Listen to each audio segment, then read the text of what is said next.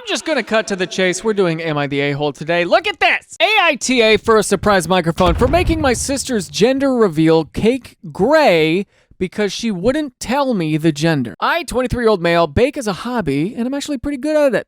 Like, I get paid under the table for weddings, and baby showers kind of good. Oh, so you're making it yourself. You're not picking it up. My sister is pregnant and wanted me to make the cake for her gender reveal. Cool, no problem. I asked her to send me the info so I could prep the inside classic pink or blue filling. She says, oh no, I want to be surprised too.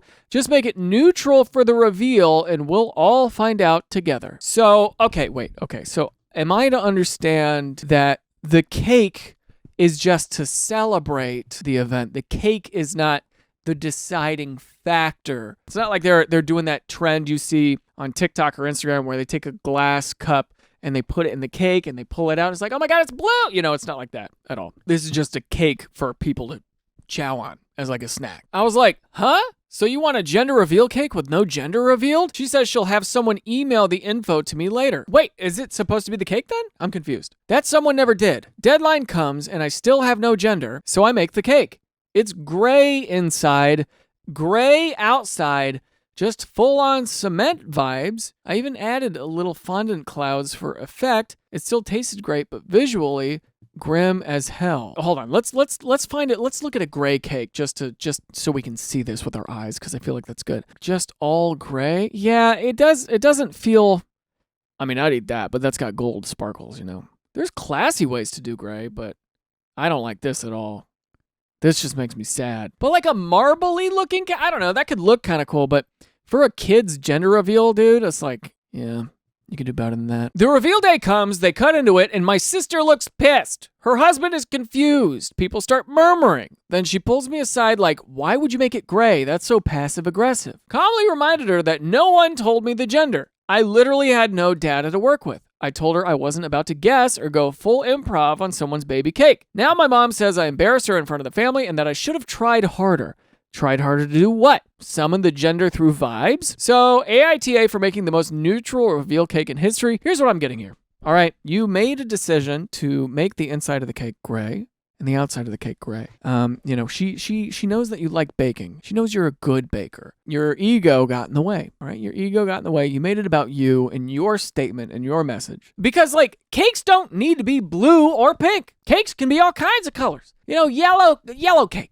Birthday cake, you know, sprinkles on that thing. You know what I'm saying? White, a white cake, a chocolate cake, you know, a cookie cake. There's so many cakes. Red velvet cake. That's not a gender. Well, you know what? If I saw red, I would think pink. I would think like rich pink. There are so many other ways you could have gone about this. And also, you know, my ultimate thing is like, was this cake supposed to be the thing that revealed the gender? I think you as the brother, this is your brother, yeah. You as the brother could have reached out to your sister to say, hey, put me in contact with a person who knows this information. Now, are you supposed to be the guy reaching out and doing that? I don't know, man. I don't know. It seemed a little disorganized, but your sister's having a baby. She got a whole thing going on. She's probably running around in a bunch of different directions. It's okay for you to take the lead a little bit and be like, you know what? Let me know who the person is that I can be in contact with to find out the gender so that way I can do that. You don't have to tell me. I don't want you to tell me because that would be insane.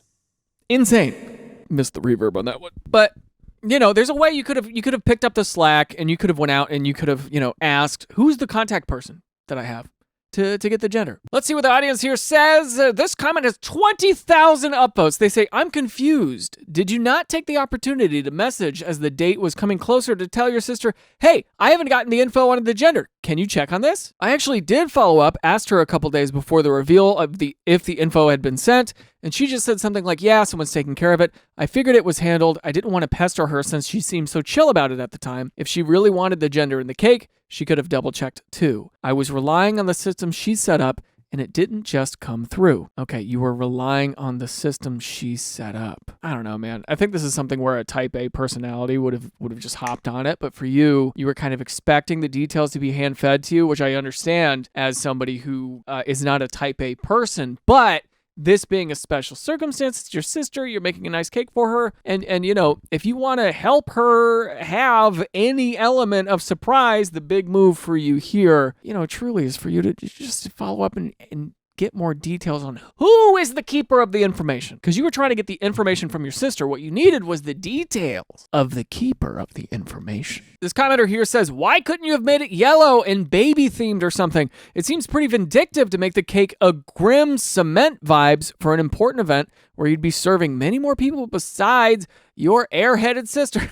Okay, so sister caught us right here. Airheaded. Yeah, I mean, sure. Her head is all over the place. Pregnant. Wanting to invite all the right people and get all the right stuff and the food and the drinks and whatever's going on, and like she's not thinking about it, and that's true, right? Maybe you made this cake grim and gray to punish your sister's lack of thinking or whatever, but you gotta weigh your options. Which direction do you want to go? Do you want to go in the direction where you're trying to make people happy and excited, and also excited to maybe hire you in the future to make more cakes? You know what I'm saying? Because you don't know who's there. There could be somebody who owns a Fortune 500 business who needs 1,000 cakes next week, and you are the only person to do that. And that person is the president of Yugoslavia, which I'm actually not sure if that's a country still. And also, why did I say they were the president of a Fortune 500 company and also the president of Yugoslavia?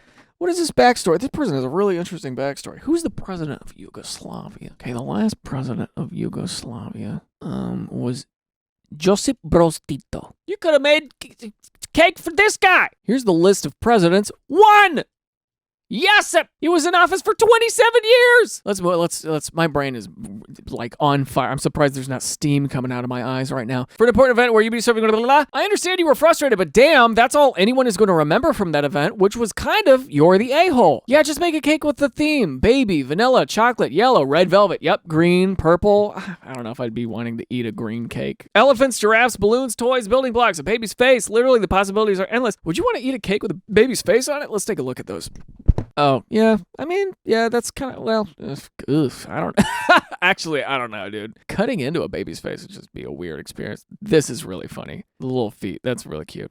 All right. Maybe you're winning me over. There was literally no reason to take a passive-aggressive jab at your sister on her big day. So what? There was some confusion about whether they wanted the cake to be pink or blue? This is such a massive overreaction to a perceived slight. Grow up. Yes. However, I still need to know, was the cake the tool to introduce the gender? Was the cake the tool, the opulent thing that everybody was supposed to be looking at to introduce the gender? Because if it was, huge mess up on your part. Big ol' mistake. Also, let me say this too. Some grays read a little blue. Some grays, dude, they just look a little blue. In certain lighting situations, they could look a little blue. And so that could be confusing. It could have been a misfire. What if it was a girl? Info, were you paid for your time and ingredients? Nope, I wasn't paid. I don't personally complain about free cake. Send me one. So just to check, you think if a family member doesn't pay you to make a cake for them, deliberately making it grim looking is a reasonable way to go? I think making it gray is unreasonable. Making it white should send the message of, I never had the info. White is fine. There's white cake everywhere, dude. Let's move on. AITA for ordering alcohol? I'm currently on a solo trip in Tenerife, which is this island in Spain here. Very cute. All inclusive to save having to look for places to eat by myself. The hotel has club-style seating, meaning that all tables are tables of 8 and people get sat together. Apparently, it's to encourage a sense of community and conversation. Last night, I was seated first and had a glass of wine. A family of 5 got seated at my table, 2 adults and 3 children. The mother turned to me and said, "We do not wish to expose our children to women drinking alcohol." Pause.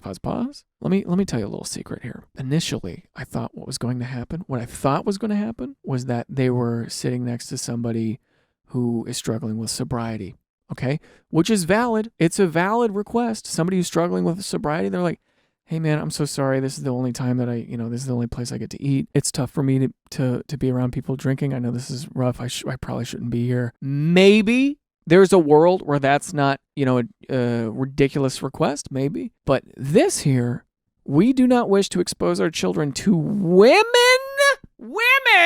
drinking alcohol is so odd to me. Why women? Why not just people? You said women? You don't wish to expose your children to women drinking alcohol. What, hello? I smiled and said perhaps they should ask to move tables if it was an issue. Agree. But I would be drinking the wine. They noticed I was on my own and made passive-aggressive comments about this. I went up to get food and on return, the wine had disappeared. A waiter came over and asked to see my wristband for the all-inclusive and said the family had told them I was underage and must have sneaked away from my parents. He was very apologetic and returned with a fresh glass of wine just as the family came back with their food. Okay, so as soon as you walked away, they lied about you? You're lying about me? You're getting my drink away from the table? You're doing things that you can do to prevent your kids from seeing a woman drinking alcohol. So that tells me that you are from an environment where women are not allowed to drink. And you are also traveling because you're on this island in Spain, all inclusive. Why travel if you don't want to expose your family to different styles of living? You can't control where you go. It's like you're assuming that other countries play by the rules of where you come from, is my guess, is what's happening. AITA for then requesting the waiter brought me the full bottle along with a couple of shots of vodka. Okay. You then retaliated pretty heavy. I think that's hilarious. This is pretty good petty revenge. I like that a lot. This is the wrong subreddit. This is AITA, but it should be petty revenge. This is so good. The family stormed out of the restaurant when I drank the shots as they arrived at the table. This is perfect, in my opinion. If you were getting rowdy and drinking a lot and all this stuff and there were kids around and you're doing a lot of curse words and you're acting like super inappropriate, making inappropriate jokes around kids, I think it's within the parents' rights to be like, hey, just, there are kids here. Can we watch our language? Maybe. You can't protect your kid from everything. Sometimes you have to turn to the kid and be like, people are like this sometimes. Like you just got to explain. You can't insulate your kid forever against everything. You can't. But this is really funny to me. That's just such a funny thing you did. But oh God, what a mess. The mother turned to me and said, we do not wish to expose our children to women drinking alcohol. Then don't take your kids to places where alcohol is served, Mormonella. NTA. It's just women drinking alcohol. What the heck is that about? It's clearly not an issue with alcohol as much as it is with women. Sheesh. NTA, we do not wish to expose our children to women drinking alcohol. Oh, is that so? Great. I'll show you how a real woman drinks. And then the reply to that is, what about men drinking alcohol? Is that okay? I was just about to ask the same thing. Is it okay for us men to drink alcohol but not women? If that's the case, I find it extremely sexist and not tolerable. Yes, and you should absolutely not say F or damn around a woman, and definitely don't let them smoke. Be careful of trains and cars as well. A speed of over 30 miles an hour will cause a woman's uterus to go flying right out. If you're a parent and you're trying to protect your kid from the world, there is literally only so much you can do. Because they're going to find out the way that people are and the way that the world works. The early 2000s, like 2002, 3, 4, is completely different from 2025 right now. If your kid has any access to smartphone technology, an iPad, any internet whatsoever, they're going to be bombarded with really crazy stuff. And your job as the parent is to be able to field their questions. It's your job to field their questions and guide them to making better decisions for themselves, for the safety of them, and for the others around them. You want them to be equipped with knowledge and strategies to be able to navigate the myriad traps of life. Or you can give them an illusion that women don't drink ever. Which I don't think protects them from much. That's my guess. You are an absolute legend for requesting the full bottle of wine and vodka shots. This level of pettiness is something we should all aspire to. Can I say something real quick? A little part of me envies people who can throw down like that, because I can't. I truly cannot, dude. I will have maximum 2 drinks. Maximum. And those 2 drinks are little margaritas. That's it. Anything else, I cannot do anymore. Honestly, right now, where I'm at currently with my medication, I can only do 1. Any more than 1 margarita for me? Out! I am out. I'm slurring my speech. I'm stumbling down the staircase. I'm calling an Uber. I'm seeing triples of everything. I pull out a $20 bill. I think I can foot the tab. Completely different thing for me. And I've always envied, I'm such a lightweight, dude. And I'm proud of it, by the way. I will never in a million years have somebody look at me and go, that's all you got? I'm like, yeah, that's it. And I'm saving money too, bozo. I'm a proud lightweight. I really am. I never understood people who could just kick it back, tank like 7 shots, and look presumably fine. So a woman drinking in front of their kids is bad, but lying to a waiter, making unfounded accusations about you to staff, and being rude to a stranger is okay? Interesting sliding scale on that moral code of theirs. No, it's not. Mom is justified because her fifis are hurted and Op is living her own life, not the life Mom thinks she should. So of course lying is completely acceptable in that case. /S. Yeah, dude, lying about that? Like you come back and you found out that the people next to you are lying about you, saying they think you're underage? First of all, flattering, am I right? Thinking you're younger than you are? Come on now. tuck the hair behind your ear, girl. Let your glasses down, or whatever the hell that people do in those movies. This family obviously has their priorities all messed up and they just have weird expectations of others around them. It's that to me is what entitlement is thinking that everybody should bow down before you and over something that there's no good reason for this, you know? But you retaliating with a full bottle of wine, a couple shots of vodka, like, bam! Make direct eye contact with that baby as you're doing it. Just be like, goo goo gaga, yeah! Here we go. This is what it's like. This is what it's like to be a woman. AITA for refusing to change someone's baby's diaper. Nope. Gonna answer that up top. Tell you up top what's good for me. Tell you up top it's my destiny. I'm not gonna change a baby's diaper if it ain't my baby, yeah. My wife and I have been married 10 plus years and have a few kids. Sister-in-law and her husband had a baby 2 years ago. No major complaints. They just tend to ask for people to do stuff that I would think they'd do themselves. For example, they'll come over to our house, they live an hour away, and they'll ask ahead of time if we have their kids' favorite crackers on hand. Why they don't just pack the crackers? I don't know. They're well off. Money is not an issue. If one of them leaves the room, they'll ask one of us, my wife or kids, to be in charge of the baby, even if the other parent is right there, just scrolling on their phone or something. What? This is unusual behavior, wouldn't you say? A little bit of an unusual thing you're having people do? It's also kind of insulting to the other parent, isn't it? It's like you're at a cafe and you're sitting opposite a friend of yours. And you both got your laptops out, and you close your laptop, and instead of asking the person in front of you, the person that you came there with, hey, would you mind taking a look at my stuff while I go to the bathroom? You go, no, not you. Excuse me, miss, could you look at this laptop? I don't trust this guy. I'll tell you up top.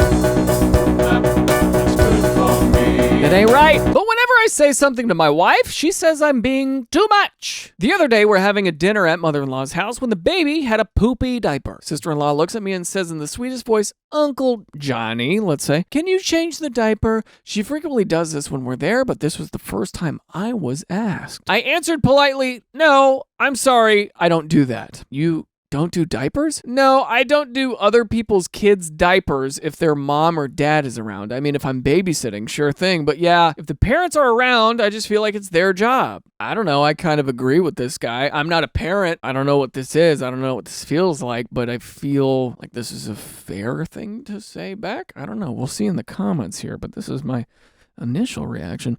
Sister-in-law looks like she's ready to cry. Well, I feel selfish. I smiled to try to set her at ease.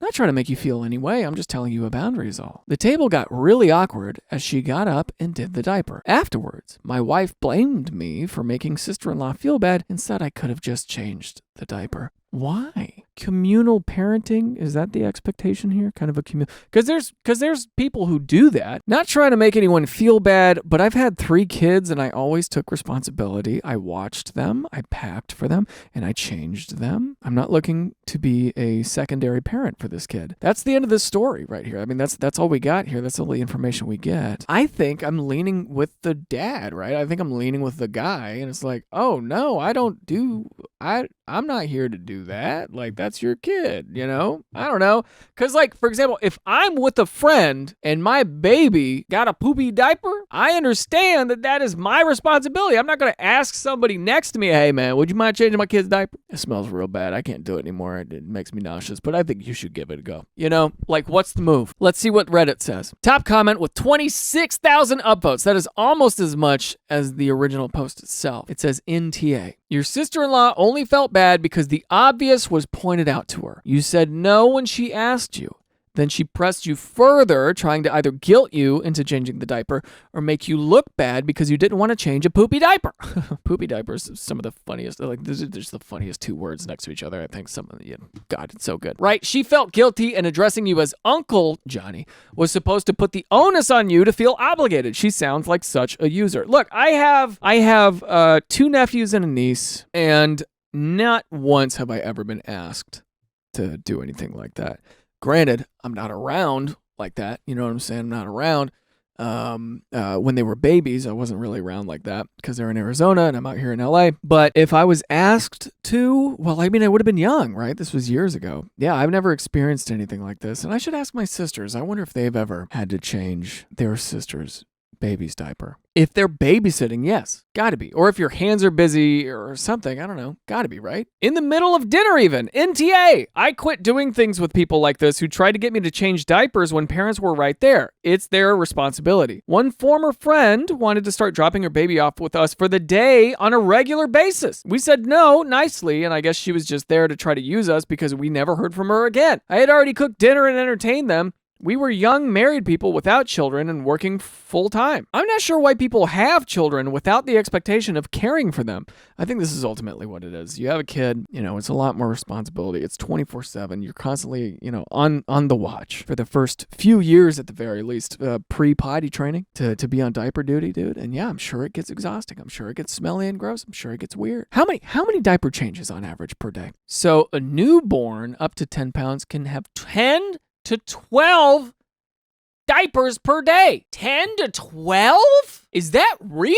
Wow. Okay, so it's easy to say that in your first year of parenting, you're burning through like 1 or 2,000 diapers. Is that real? That is a lot of reps. You know that episode of SpongeBob where they take him and Patrick, they take care of the clam, and then it just shows SpongeBob like rips off the wall and it just showcases all those diapers that he's been changing that Patrick didn't keep up with. This is what that reminds me of. But if you have a kid, expect to do that, right? That's on you. This commenter says, I think you handled that amazingly well. She sounds like she's not used to anyone saying no to her and setting boundaries. Putting on the tears and being selfish act is manipulation. And it sounds like that worked on your wife, not you. Nothing to feel bad about. She sounds like a wannabe princess. Well, 100% agree. Op handled this really well, and he'd be wise to continue pushing back on their entitlement. Do you have our baby's favorite snack? No, sorry. You'll need to bring some with you. It's good to push back a little bit. You're in charge of the baby. Sorry, no, your wife is right there. They will either dial back the entitlement or come over less often. Either way, you win. I think this is a great little masterclass here. This whole thing is a great example of when somebody kind of steps over into your boundaries and like starts putting the onus on you to do stuff that is not your responsibility, is not whatever you signed up for. This is a great masterclass on how to set boundaries and great, bravo to the op here. For us, people like myself, people pleasers who don't know how to do that too well. It's good to read stories like this, and it's good to hear stories like this because it gives you a sense of normalcy. That's what I like about AITA and Reddit stories and stuff like this, because it gives you a great cultural understanding of these events. And it gives you a great understanding of like human behavior, and how you should react to these things. Next story says, would I be the a-hole for refusing to name my child after my wife's deceased dog? Nope. I, 31 male, am expecting my first kid with my wife of 2 years, 26 female. We've been together for 3.5 years. We met at a bar and instantly clicked. She has always wanted to be a mom and considers herself a maternal person. She is 6 months pregnant, and it has been an easy pregnancy. We both have relatively established jobs and make well above our means. Good for you. Wow. We both have debt remaining from school, but we make our payments on time, etc. All of this is to say that our relationship is stable and developed, and there aren't really any external problems. Our families love each other. We have friends separate from each other, and everything is healthy. Whoa. What a couple here, huh? We have one problem, though. She is absolutely dead set on naming our kid after her deceased dog from when she was a child. I have a prediction of what her dog's name was. Airbud. I honestly think this is really strange. We are having a girl, and the name isn't a human name, in my opinion. I don't want to say exactly what it is, but it's pretty similar to Lucky. I feel uncomfortable about naming our daughter a dog name. I don't think that dogs' lives are less valuable than human lives.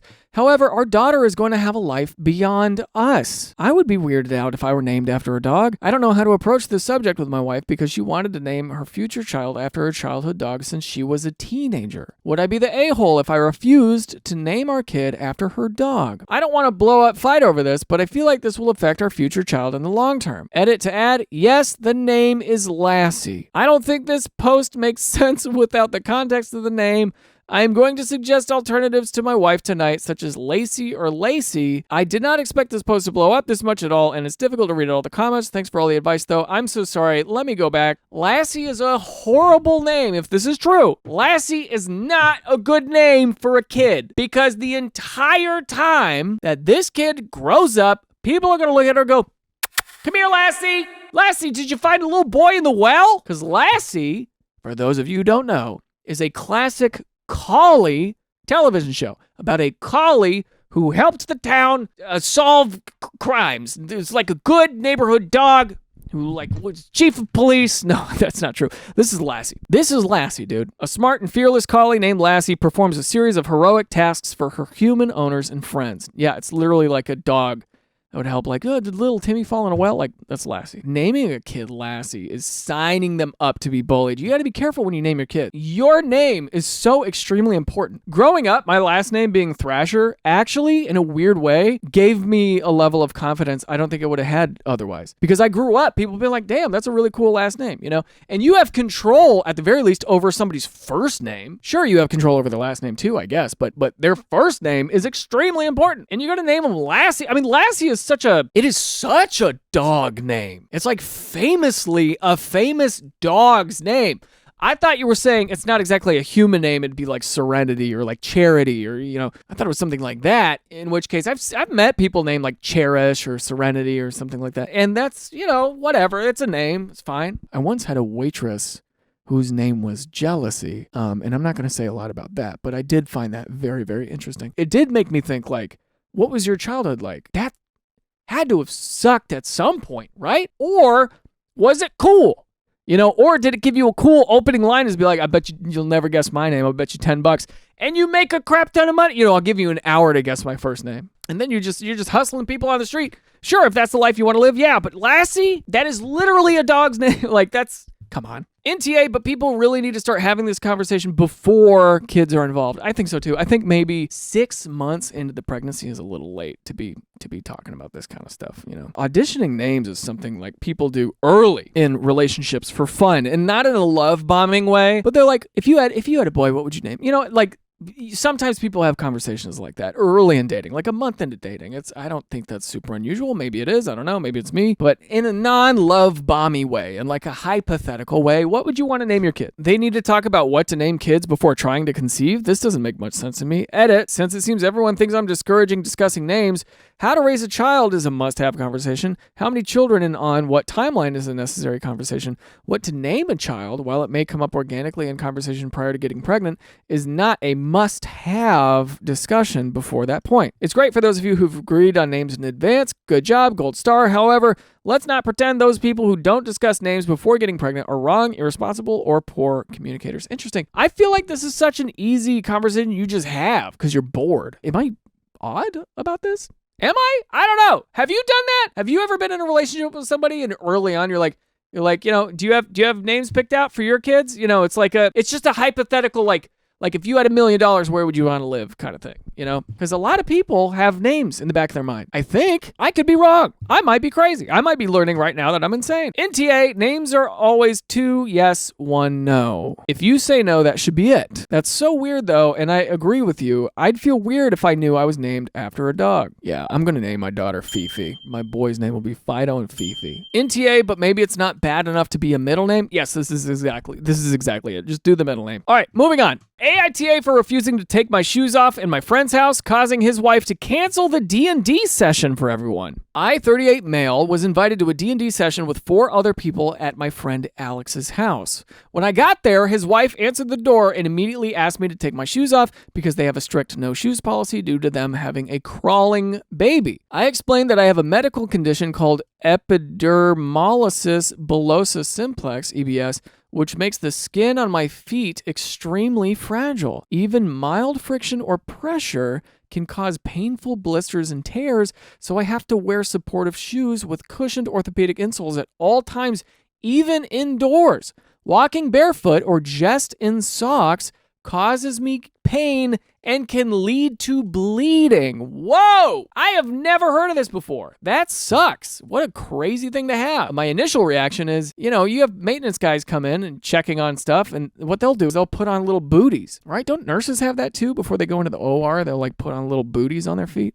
Just do that. They're, cheap little things. Maybe my thinking is if this house has that strict rule, maybe they could have those on hand, or maybe because you don't take it. I don't know. This is something that should have been communicated in advance, but it doesn't feel like a big deal from the homeowner side because everybody's just like, oh yeah, sure, I'll take my shoes off. How rare is this? This is a very unique situation. I've never heard of this before. That sucks, dude. She suggested I put grocery bags or socks over my shoes, but I told her that's unsafe for walking and honestly just insulting. Pause.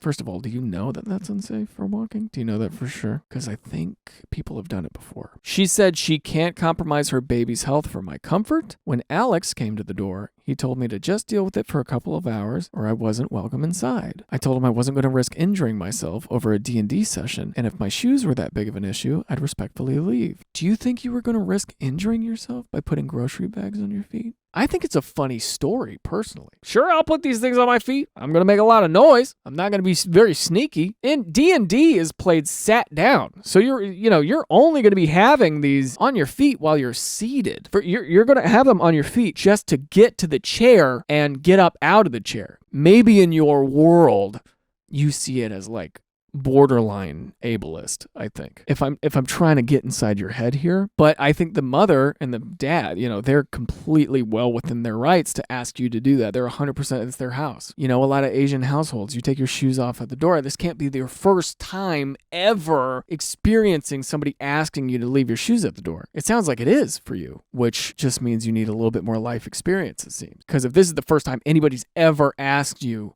to take your shoes off, you haven't been in many places. As I walked back to my car, okay, so we left. I overheard his wife telling the other guests that were already there that the night was off because I made a huge scene at the door. Later, I got a group text from Alex saying he was canceling D&D night because it's not fair to expect everyone else to pretend nothing happened. Can you run a D&D campaign and people just randomly kind of drop out and come back? Is that something that's an option? A lot of people out there play D&D. It's having this huge resurgence, but I do wonder, does absolutely everybody in that D&D party need to be there at all times? Some mutual friends say I overreacted and could have just sucked it up, while others think Alex and his wife were ridiculous for ruining everyone else's plans just because I decided not to stay. Could they have continued? I actually don't know. I don't know the rules of D&D. If they could have continued, I would have continued. I'm like, all right, well, he's not coming here because of the shoes. If you guys want to get him little booties for next time, let's do that, And I think the difference between booties and grocery bags is that booties have like little friction, like bubbles at the bottom. So there's a lot less risk of sliding and stuff. Maybe that's something that you compromise on and you talk about just for next time. Be like, hey, this was a whole misunderstanding. I'm sorry about this. Let's compromise. Let's figure something out. But I don't know. So AITA, edit, I should add that I texted our friend group chat a few days ago about my concerns with my condition because we changed the location of the meetup to his house instead of mine. I see. Okay. Alex reassured me that I shouldn't worry about it, so I didn't bring my indoor shoes. So you have indoor shoes. Don't know why you couldn't just cover your shoes with bags. This is the answer. Maintenance people do this all the time when they enter homes. Yes. It does not affect how well you walk and seems like it would have been a good compromise. You're the a-hole for thinking this is insulting. It is weird to think that it's insulting. I think because he has a medical condition, maybe it's like more personalized. You know what I mean? Like some people are sensitive about things or they're insecure about certain things, and maybe like every night before bed, he takes off his shoes, he takes off his socks, he llooks at his feet, and he's like, oh my God, I can't believe I have to live this way. And so being told to like put a bag over it might be insulting to this guy. I'm not justifying I'm just trying to get inside his head here. I'm trying to see why he would possibly think that's insulting. Regardless, he is expected to adhere by the rules of the household that he is inside of. A new house that he's inside of. It's not his house. There's a baby running around. You got to listen to the mother's wishes. It's important. You got to do that kind of stuff, man. You got to acquiesce a little bit. YTA, you are the a-hole. Disclosure, I'm from a part of Western Canada where it's unthinkable to wear shoes indoors. If you have a condition that requires you to wear shoes, then you need to bring your indoor shoes with you. Just a cute pair of lightweight sneaks in your bag and you're set. This is what we did in elementary school. It is the only option in a rainy climate. Spot on answer. Even without a crawling baby, it is perfectly reasonable to expect people to take their shoes off upon entering a home. I'm in the U.S. Midwest. Kick your shoes off at the door. I can't imagine why OP was unprepared for this situation. If they can't afford another pair of shoes, valid, then they should have a box of disposable booties to slip over their shoes. Oh, you know what? Have that box of disposable booties in your car. Just keep it in your glove box. Keep it in your car because you never know, dude. You never know. That's the solution, I think, because it's not on the homeowner to have those per se. Maybe it is in case they have a lot of people over who don't know these rules or whatever. But I think for you, because you have that condition, great idea. Just pop that in the car, dude. Pop that in the little middle area. Let's see how much these cost. $21, but that's for 50 pair. And there's a cheaper one. There's a black one here for $18.69. It's got a little textured pattern at the bottom here. Have one of these in your car, and that'll last you forever. You buy it once, it'll last you forever. This commenter here is exactly what I'm thinking. You're 38 and it has never come up before that somebody doesn't want you wearing your dirty outdoor shoes in their home? You're the a-hole. At your age, you should know how to manage your medical condition while respecting another's home. Ultimately, it is about respecting another person's home and their wishes within that home, and the fact that they have a baby and they're worried about the welfare of their baby. I think it's totally valid, totally reasonable for them to have pass these expectations on to you. And I think just from now on, you have this experience, you have this life experience, and now it is up to you to lock in, get some disposable booties, and put them in your car. Maybe I'll even do that for myself, because I don't carry indoor shoes with me, but I do carry socks. I wear socks when I wear my shoes. I'm saying this like it's inspiring. It's not. Outro.